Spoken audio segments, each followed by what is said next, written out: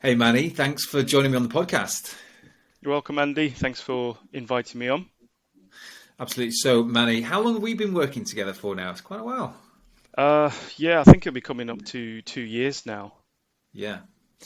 So I've got a really good insight into your business and what you're doing, how you do it, and I think it's a really interesting story that you've got. I think the reasons why you do stuff is so relatable to a lot of people. And your hunting ground, really, and I think it's probably where we first met and connected, was on Facebook, but you're doing a bit more on other social channels. But for our listeners, Manny, who maybe don't know you as well as I do, could you tell us a little bit about yourself, what you're doing in property, and give us a bit of an overview on your property business? Yeah, sure. So about myself, I'm Mandeep Sidhu. You kind of see me, that name pops up on Facebook. A lot of my friends and family call me Manny. So yeah, I sort of have two names. Living in the Midlands, I live in Leicester, and I've got a young family, wife and couple of kids. Keep me occupied, keep me on my toes. I have a full-time job as a controls engineer. I've been doing that for some time now. Do that as a consultant, not a full-time employee. So there's some degree of flexibility in my day job, but it is still a day job. And then I have a property business on the side, which is what we're talking about today. So that's focused around HMOs. I do have a couple of buy to lets in there as well. Uh, We're not allowed to talk about them on the HMO podcast, Manny. yeah, they're being converted to HMOs, don't worry. Yeah, literally one of them is a buy to let because we didn't get planning. So don't worry, it is on the theme. It will be converted.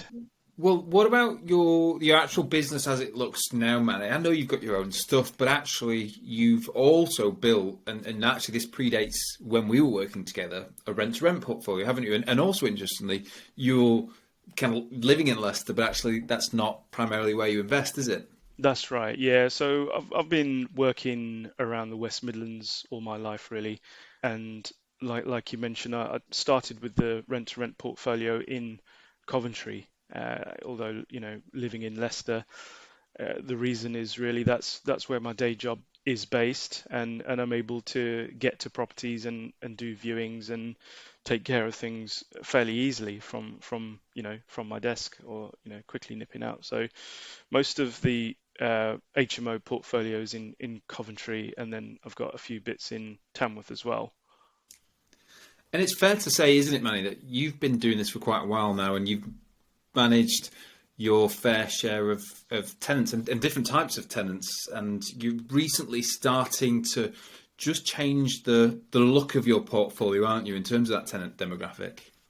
Yeah, yeah, that's right. So I got into the HMO side of things in 2016, and I think over the years I've managed 300 tenants.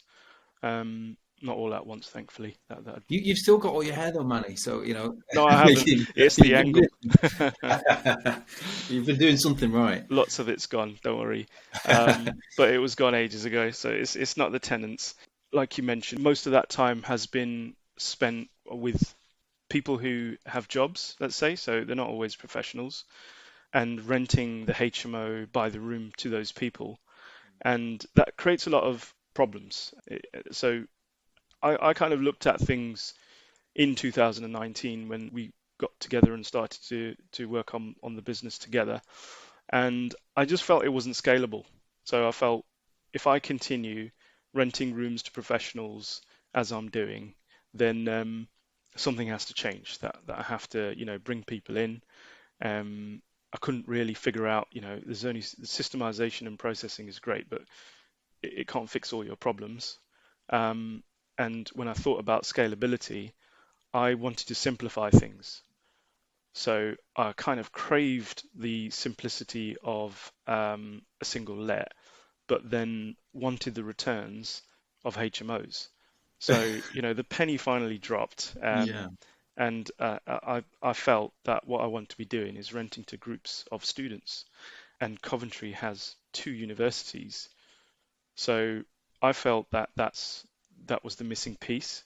And since 2019, that's been my focus really. So It's interesting because I don't talk to that many people, Manny, that actually go through the process in the way that you've done and actually decide to change direction and almost kind of reshape the portfolio. And it's interesting because we've got a lot of professional lets, as you know, and I've always said and been quite vocal about the limitations of the professional model. It's a really, really powerful model and works really well. And actually, depending on what you ultimately want to achieve, it's actually better in some ways than the student lets, because I think you'd agree, getting into the student market is actually quite competitive. The barrier to entry is higher, isn't it? yeah. Much more competitive. And so naturally that limits what we're able to get out at the back end, whereas the professional market gives us a bit more scope. But you are right in that the scalability of a professional portfolio is different to that of a student portfolio, and it's all those moving parts, isn't it? The churn of tenants, the amount of paperwork, the volume of paperwork, sometimes managing expectations. What is it about the professional market and that strategy and model that you eventually found didn't allow you to scale it up? Was there anything or any parts in particular that you just felt like you couldn't really change unless actually you looked at an alternative tenant type? I think one of the main things is really the churn. So it's what you touched on there, that the professional market, you do very often get them staying for 12 months. I've had them stay with me 3 years, or even, I think maybe even longer than that. Are they the ones that were still paying though? Yes, definitely the Been ones one or that, two. yeah, you occasionally come across, most people are brilliant. I try and Yeah, make sure I remember, remind myself of that. The vast majority of tenants I've had are absolutely brilliant. They pay the rent on time, yeah. they're no problem, but you do still have the churn. So they do often just need to change jobs. Often they'll save up and then get their own flats. Things happen and then they'll move on. And you're always working with the professional model. It's all year round. You can't make someone stay. So even if you chuck them in on a 12-month contract, if they need to go, they need to go. And you could be left trying to fill a room in March when, not many people really want to move around. So the churn's the number one thing, because you never seem to ever get there. And then I think what happens off the back of that is that, like I mentioned, you can hit it at the wrong time of the market. So, each area is different, but in Coventry, I'm finding around April time, if someone gives notice, it's going to be really hard, because just around the corner, the students start to move out and they start going home after their exams. So then that just creates a big volume of empty rooms in the area. So that it's almost that period from April until sometime in later on in summer. It can be really tricky to try and fill the HMOs, and it does obviously all depend on specification. That you can future proof and protect your business by having the best offering. I think that's applicable in any market. You can beat the market by providing the best offering. But if you're doing rent to rent, or if you have HMOs that you've picked up that are not A1 locations or studio style accommodation, which is what they're screaming for in Coventry, then you can't fix that problem. You can't make them take your room when there's the demand's not there, and you don't have a studio style room available for them. Yeah, I think it's really understanding what's happening in your local market. And I think it's important to remind our listeners of this. Every market is different, and actually some markets do work much better than other markets. I think Sheffield's probably a little more manageable in terms of the professional lets. I think there's less competition, and I think in part that's the Article 4 direction. Very established in Sheffield. It's been here for 12 years or something like that. And Coventry is one of those unusual areas in the country now that despite the size of it and the size of the student population, still doesn't have an Article 4 direction. So it's been a bit of a free-for-all. And it's interesting because Alfred JD came on the show a little while ago, and he invests and's got some incredible stuff in Coventry. And actually, you're saying a lot of the same stuff about that. You can beat the market, but you've got to recognise that this is the state of the market. Yeah. And I think also, just like taking you back a few steps, Manny, as well. When we started working together, you had a big goal, didn't you? And that was to do with your contracting and ultimately what you wanted to achieve from the property stuff. And I suppose you're looking at your portfolio now and almost remolding it and continuing to build it with that in mind. But do you mind sharing that goal with us, Manny? Because I think actually a lot of our listeners will relate to your objective in property, why you're doing what you're doing. And one of the things I really want to talk about today, because I think you're a model for this example, is balancing everything that we have to do, and certainly that you're doing as an investor with life and other things going on. But can you just remind us, or maybe talk us through what your actual objective from the property stuff is? Yeah, sure. My objective, the way I see it, is to get my rental income consistently to beat my day job income. So coming from a position where I'm contracting um, in the field I am, it's not quite, the national minimum wage. There's quite a bit of rent that needs to come in, and as I say, with the variability that you get with the professional lets, the consistency isn't always there to be able to have that. So I kind of add an extra buffer onto that. So I want to see my consistent rental income exceed what my day job income is before I find myself in a position that I really set out to be.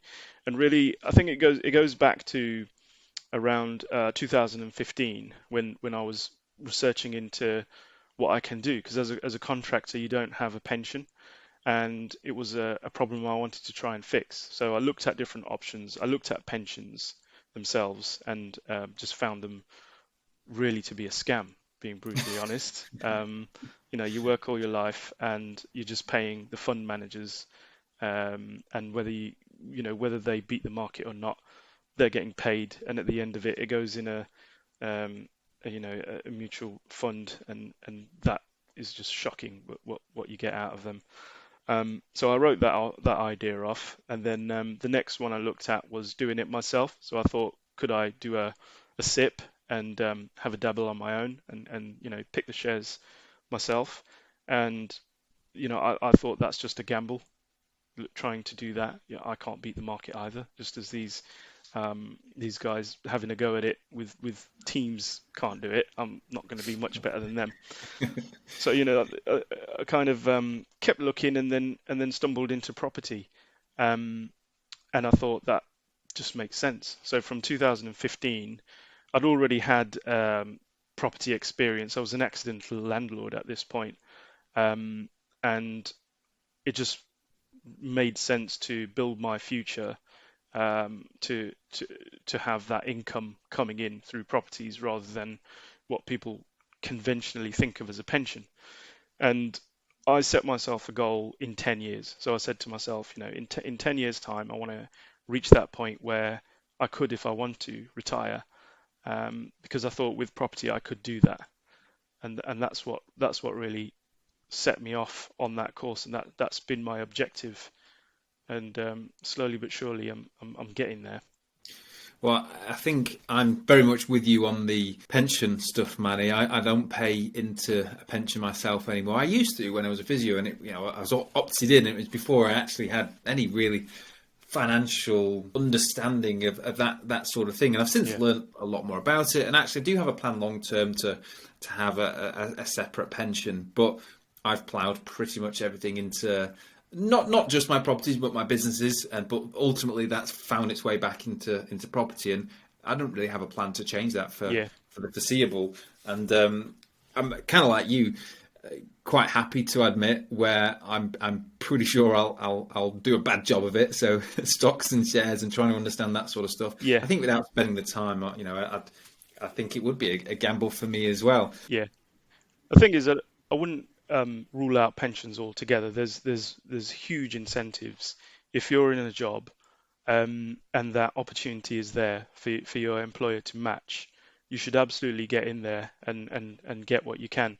And my wife does the same. So we don't max it out, but whatever percentage they will match, she puts in that amount. But what we do, and this isn't the pension podcast, so I won't, go into too much detail, but it's really about having index funds and not allowing your pension provider to do their usual scam and drive you in towards the mutual trust funds where they have these huge fees and Yeah. there's no guarantee they're going to perform. They're just betting against the market and they don't beat the market most of the time. I think a good book on this, by the way, you might have read it because I know you like to read, but Unshakable by Tony Robbins. Right. He talks a lot about this and how index funds, trackers have basically outperformed pretty much everything, if you look historically. I think the book that I read was Money Master the Game. I Yeah. think I by think that was his previous book. yeah, Yeah. and that's what I guess that's what drove me towards the SIP idea, and I Mm. started to look into that from that book. Um, and yeah, I think he does touch on it in that book as well about the fees, but they're both really good books. He gets a lot of the experts in on Money Master the Game, so it's a really worthwhile read. But yeah, I don't want to come across as anti-pension. I just think people have to have their eyes open that the employer is in bed with these finance companies and they've got their own incentives and it's not to look after you necessarily. Yeah, and you really, you put your money where your mouth is. You have heavily invested in property, taken some big risks that have paid off. Just building a business out of property itself is another big risk. And tenant wise now, Manny, are you managing around sort of over 60 tenants at any one point? Not quite at that figure. So what we've got right now out there actively, we've got over 50 tenants. Yeah. So not hit 60 yet. Um, and I manage that with a portfolio manager. So I don't do all that myself. I've got a part-time portfolio manager who does a lot of the day-to-day letting side of things. And she's been a huge help, hasn't she? And we're going to move on to this, but in allowing you to actually focus on building the businesses and actually building your portfolio and not getting sucked into the necessary day-to-day grind of basically running and managing a portfolio Yeah, of rooms, which I think, agree with me at times can be incredibly challenging. So yeah. what I'd like to do, Manny, is there's a couple of case studies of yours that you've actually got going on at the minute, and I know you've got some great case studies that you've done previously, but I'd like to talk about those because you've got two great projects on. They're both quite different, and you've structured them in quite different ways. I'm really keen to know a little bit more about them and how you piece them together. But I'd also like to talk about some of the challenges, and in fact, the big challenge, and what I would say is kind of almost your USP, which is how you manage all of this stuff at once. So just to give our listeners an idea, right now, as it stands, you've got a rent-to-rent portfolio. And you mentioned occupancy before, Manny. It's quite interesting because every time we catch up, for as long as I can remember, you've pretty much always had full occupancy. But I know that's because you work so hard and you're so committed and you prioritise everything to do with occupancy. But you've got your rent-to-rent portfolio and you've got your own properties. You've got your contracting job, which is full-time, and you've got a young family. And right now, you've got two huge projects on. And these aren't just light refurbs. These are a huge project that's getting completely I mean, I've seen the pictures in the last couple of days, and it's completely back to brick, floors out, from the ground floor right up to the ceiling. So it's absolutely everything. And then another monstrous project, which has gone through planning. It's an 8-bed, so just a lick of paint. The question that I've got, Manny, is how do you manage it all? And you are the calmest dude ever. Every I get time that a we lot. talk, Yeah, I get that a lot in you, my day job. Yeah, yeah. you never get stressed. You just take everything as it comes. You approach everything logically, and I never see you kind of get worked up about everything. But and by the way, that's not me. I fly off the handle if something goes We wrong. all do. Yeah, we I all need to do. go to the gym and work it out. But how do you manage this juggle, Manny? Because it's Mm. real, and I think a lot of our listeners will relate. They've got families, jobs, trying to pull property deals off, managing tenants, filling rooms. How on earth do you do everything that you do and still keep as cool as you do about it? Yeah, the juggle is real. The juggle is real. Um, I mean, it's by being careful. So I didn't dive in with all these properties, all these tenants, and the job on the side. So I've done this over a number of years. So bear in mind, I've had buy to let, being an accidental landlord for something like 12 years. I come in having some experience. So I think it's difficult if someone comes in my position, having, as you say, full-time job and a family, and then they try and start to, for example, step into my shoes with over 50 tenants and run that. It's a big shock and probably likely to fail.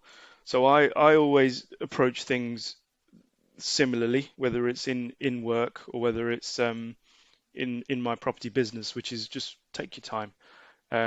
So I don't, the first HMO that I took on was a rent to rent, and it was a 3 bedroom terrace, and the rent was about 650 or something like that.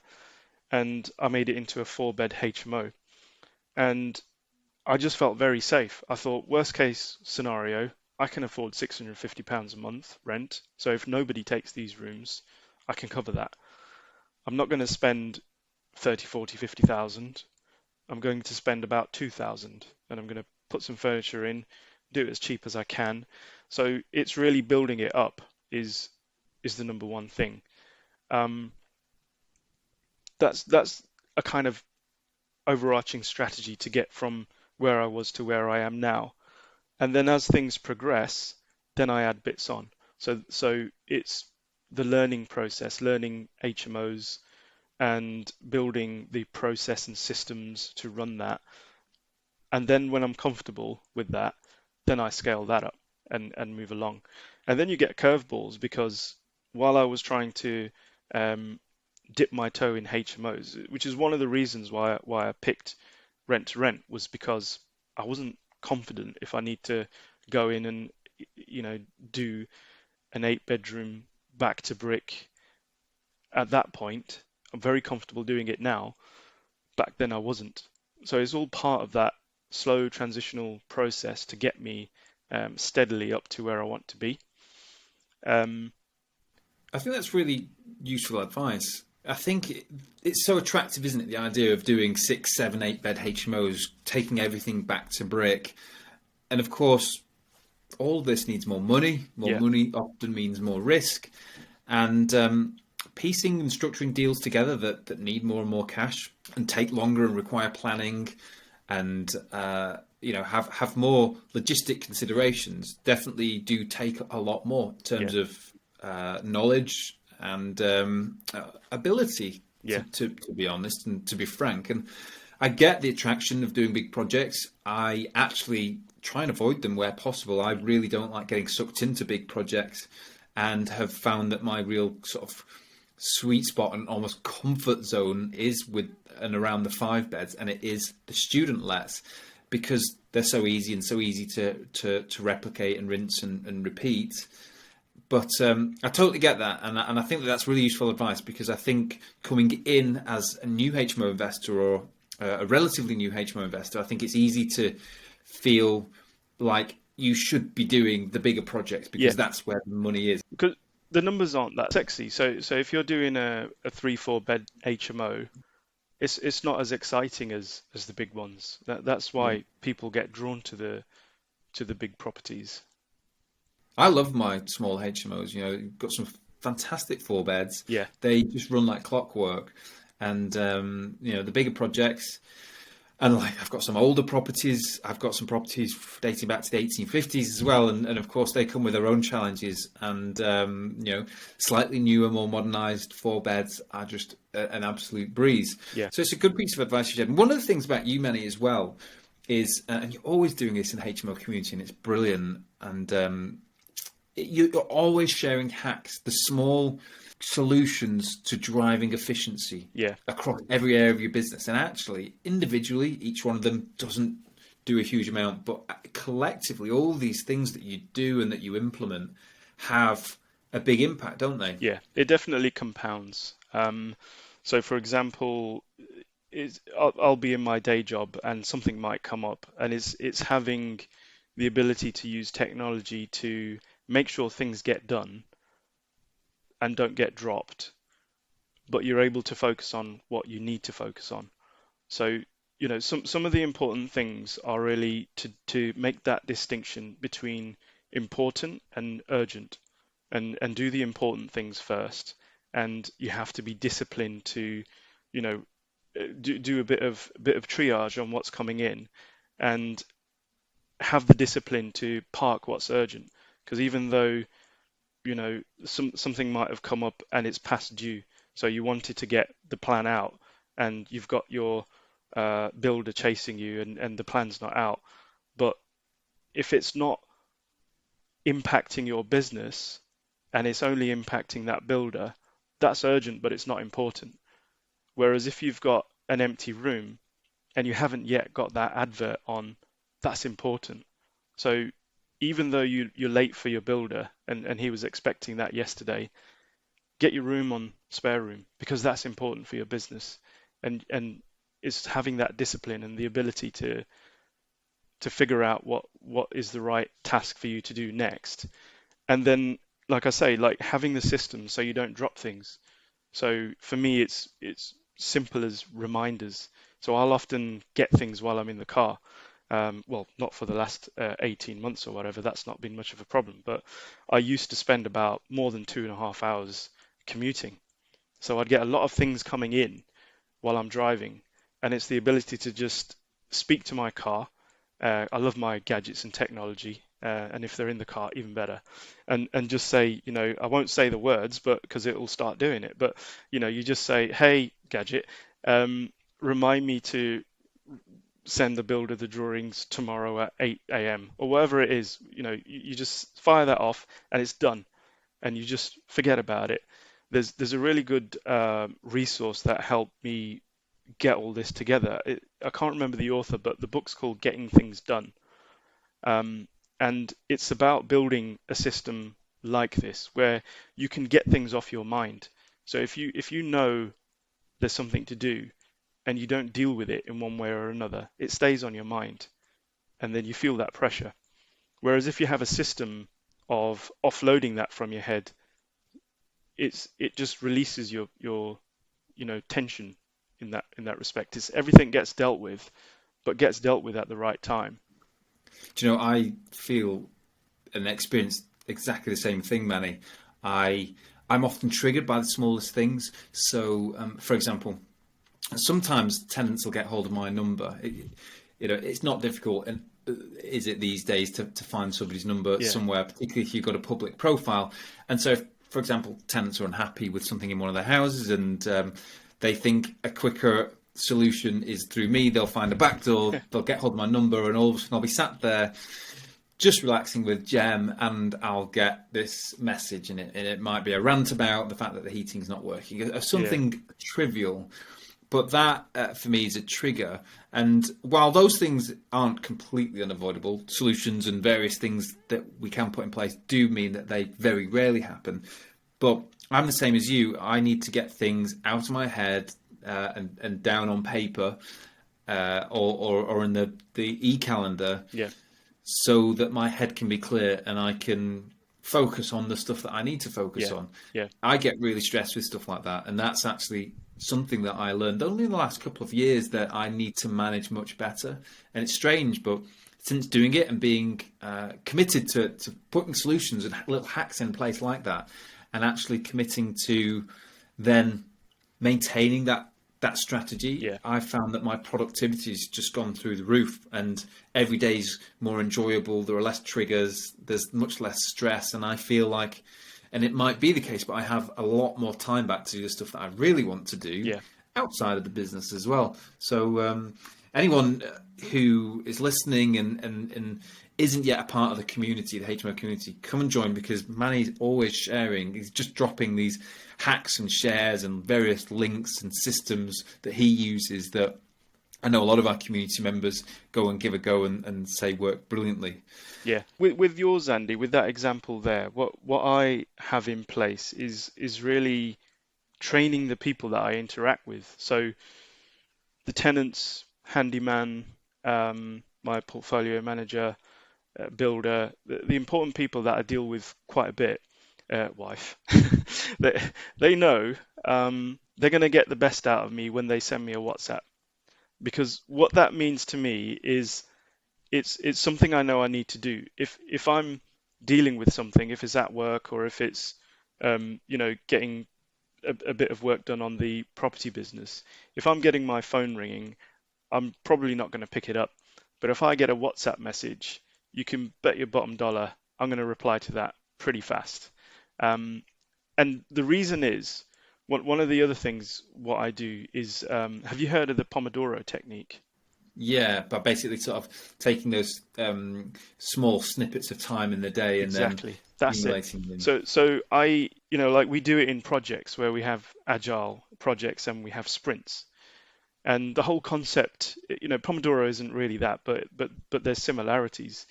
And it is about what you say, take a chunk of time and do a task, and then it gets done. If you're getting phone calls and your brain's thinking about other things, it doesn't get done. So that chunk of time for me is about 20 minutes. And it usually follows a treat. So I'll treat myself. So I'll do 20 minutes of something, preparing for a podcast or something like that. And then when it's done, I'll jump on social media and I'll see what's going on there. And then after a bit, get back on and what's the next thing. And that helps. So focus is the big thing. Focus is a big way of getting things done. Somebody who I take a lot of advice from on this topic is a chap called Mike Clay. Mike's not been on the podcast yet, but I'm sure a lot of our listeners will know Mike. And by the way, he is. We've got him scheduled to come onto the podcast. And Mike's one of our long-standing masterminders. He it comes from a background of managing a big department in a very big company, managing lots of staff, and he talks himself about the Pomodoro technique. And when he was extremely busy in his role, that was the first thing that he started to employ that just allowed him to spend. He could never find an hour or 2 hours to work on his property business in the early days, but he could find 5 minutes here, 10 minutes there, and actually use that really effectively to ultimately build what is now an incredible business that he's got. So it's really interesting here you talk about these tips and tricks, because I know that these are the very real problems that people, including myself, deal with every single day. And actually, it's the stuff that eats into our productivity. It erodes our ability to actually build good, profitable, sustainable businesses. And property is so mechanical, isn't it? There's so many moving parts that it, to some extent, is never ending. There's always something to do. Yeah. So employing these techniques and these hacks and installing these systems in your business, I think should be, and I know it has been for you, a key priority. It's what helps you get from one milestone to the next with hair and a marriage intact. Yeah. Let's talk about your two case studies then that are currently going on. Can you just briefly outline the two different types of projects that you got that you have going on and what you're hoping to achieve out the back end? Yeah, so this really comes from the drive to continue to grow but simplify. So not scale up chaos and stolen cheese and things like that. So the idea is to scale up with prime student properties, which are going to be in Coventry.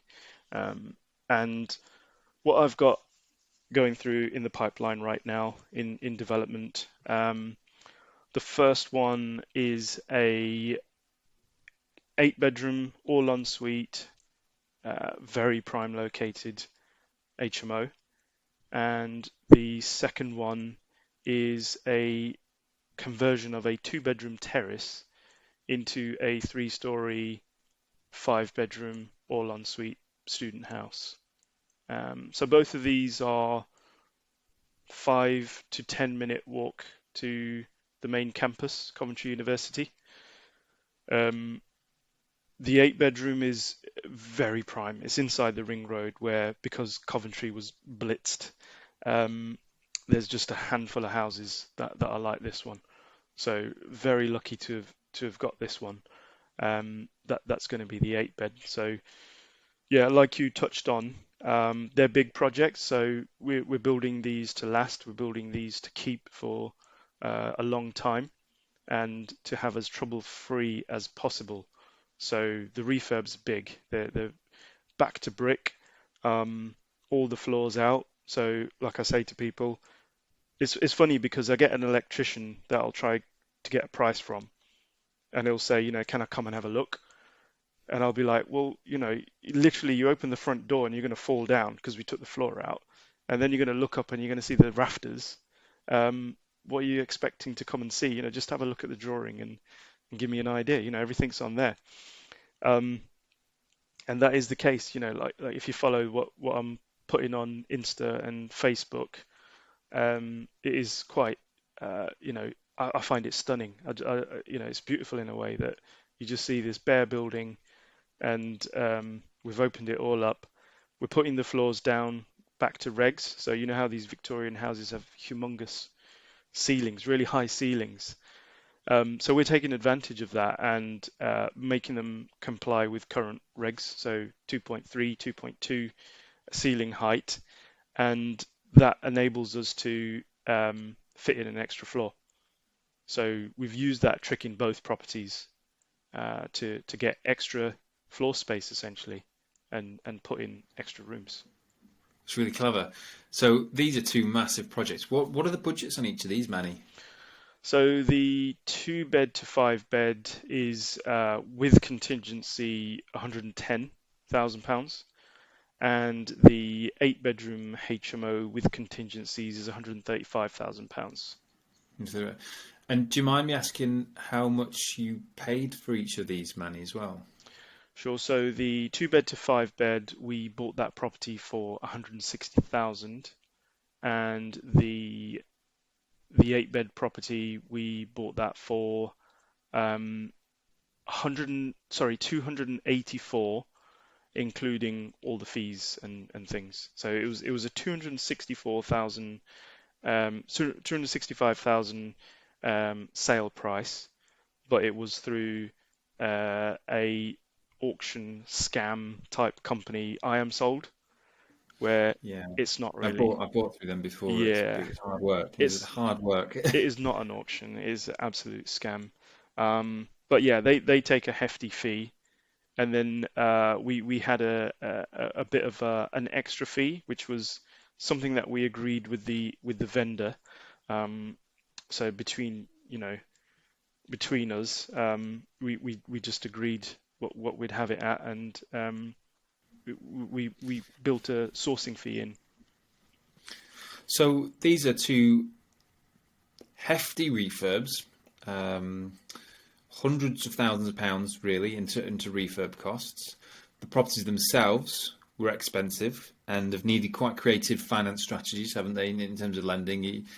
And then, of course, both of these have required full schemes of drawings, building reg spec drawings, structural engineer calculations, building regs, planning permission on the big one. Did you need any planning on the terrace? Not really. We decided to give as much communal space as possible, so we put in a 6 meter prior approval. Yeah. So not full planning. They can't really refuse it, but they do a consultation. Just a public consultation. So these are massive projects, Manny, and you're full time, you're engineering, contract work, family. What's the reality of this? Is, are you the swan on the surface, just kind of On some paddling? days, absolutely. Yeah. Yeah, on some days, absolutely. It is. I think earlier in the week, my wife, I was, buzzing around the house, and my wife had this laptop, and she was like, "What are we doing with this?" And I was just like, "Not now." And I can't remember ever doing that with her. So sometimes it does just get like that when there's just too much going on. Um, but I think I apply the same principle of important and urgent to everything. So it's not just what tasks have I got in front of me for my day job, what tasks have I got in front of me for my property business, but it's also the kids and the family. Like what is it really important for me to do, and balancing all of it and deciding what do I need to do now. I need to spend time with the kids, so shut everything down, and again having pockets of time. So I'll always do the school run. So I'll always walk my daughter to school. I'll always pick her up. I always take my son to football games. We watch Leicester City lose most games these days, but we go still. You, Um, you had a couple of good years, Manny, but even that I think was better than could ever be expected of Leicester. yeah, we've had good innings. It, it's just the same principle, really. It's just focusing on what's important, and I think accepting that a lot of things don't get done. Um, but hopefully they're not things that are going to impact. So, I don't want these things to impact my relationships. I don't want these things to impact my business. I don't want these things to impact my day job. So that's when it gets stressy, when there's a conflict, when there's multiple things going on. That's a problem. And it's, a lot of people say we've all got the same time, haven't we? Um, I don't watch a lot of TV. So I've got a problem with my hip, and I went to see a physio. One of your old gang. Oh my guys. and like the physio said to me, "How do you sit when you watch TV?" And I was like, "Mate, you don't know me." Do you mean how do I What's the, stand when I'm eyeing up a property I want to buy? yeah, TV. All right, mate. Like it was just like I think you're no different, Andy. We're just a different animal. Hmm. We just have our focus, we have our time, we have our priorities, and some things are just not that important. Yeah, strange, and I see that myself. I watch very little TV. I do love a good film, but I watch pretty much no TV. Don't have a TV license, not because I'm dodging the TV license fee, but because we genuinely don't watch any TV. And Jem, she'll often say to me, how can you just do this and do it at this pace? And I get a huge thrill from it, Mm. and it, a real buzz and a reward from doing it. But I do find joy in other things as well, and actually tune out and switch off doing things like walking the dog. I'm out every single day with a dog, and for me, we haven't got kids yet, but that's as important Yeah, as team meetings with my staff to make sure that we've got everything covered. I couldn't do one without the other, and enjoy the process of building business and building a portfolio. And I think that's in part my character and our character, and many people we know, particularly who are successful. But also, I think it's essential for everybody to be able to draw that line between work and play, and actually enjoy the fruits of the labour. yeah, Because the one thing for sure is that, and we talk about it every week when we catch up, but there are so many challenges, aren't there? I mean, just you were talking just earlier today about your builder, and the he left a huge part of the chimney in, and kind of thought it would be okay just to whack some gallows brackets under there, and actually, under no circumstances would that be okay, yeah, issues with neighbours at the minute, and noise, and I know how many issues you've had with tenants and through the pandemic, as we all do. So I think you've shared some fantastic advice, Manny, and I think so many people will be sat there just nodding along, saying, "Yeah, yeah, yeah, yeah, yeah, that makes so much sense." yeah, And I guess this is why you've got such a valued reputation, in the HMO community with our members, because you offer so much of this advice, very level-headed, experience-based advice to our members in the community as well, and it's really great to see. So, when can we expect to hear a little bit more about this project or these projects coming to an end, Manny? What's your timeline on them? so we expect the 2 to 5 bed should be complete in March. we're expecting. Um, and the rate the builder's going at, that could be achieved a little bit sooner. So it could be February that we see that one finished 100%. And the 8-bed is going to take a little bit longer. So I think that could be April, May time, and that'll be 100% finished. And again, it's where we finish is obviously important. Um, but what's more important is for me getting it in the student cycle. So even with our refurb projects, our focus is what I said to my builder is I want to be walking students around here in December, even when it's a construction site, because from my experience and probably your own, it's actually even more popular than showing them a finished HMO that people are living in. Showing them what is nearly a construction site with just glimpses of the finished end result, like a feature wall or a bathroom, just something that gives them the idea is going to be enough. So as long as we're walking students around in December, what will happen next, as you know, is we're going to fill it with professionals until the students move in. Hmm. So that's what we're aiming for. We're those are the dates where I think we're going to see something finished. Yeah, a lot of people ask about that. How do you manage student properties when actually you've got maybe a project finished in January and you can't get students until July? Well, you keep it simple. You just let on a short-term basis. Yeah, You're upfront with tenants, and yes, there's a little bit of risk that you might end up with a difficult tenant who decides not to move out. But I think if we were skeptical about everything in property, we'd probably never do it. And yeah, actually, if as you said before, you're well planned, then actually, and in my experience and yours as well, it's not difficult to do, no, and can work beautifully. It's an amazing model, and I'm really excited to see you build out your yeah, student yeah, portfolio, Manny. You know, I'm a massive fan of the student model, and working with you, I know what you value in terms of time with the family, and I think that as you build your student portfolio and you sort of graduate out of the professional model, or at least change the bias on that, you'll have more time, and that's the whole point, isn't it? It's having that cash and having yeah, the time with the family and things like that. It's been an absolute pleasure to have you on, Manny. We could chat for hours, we often do.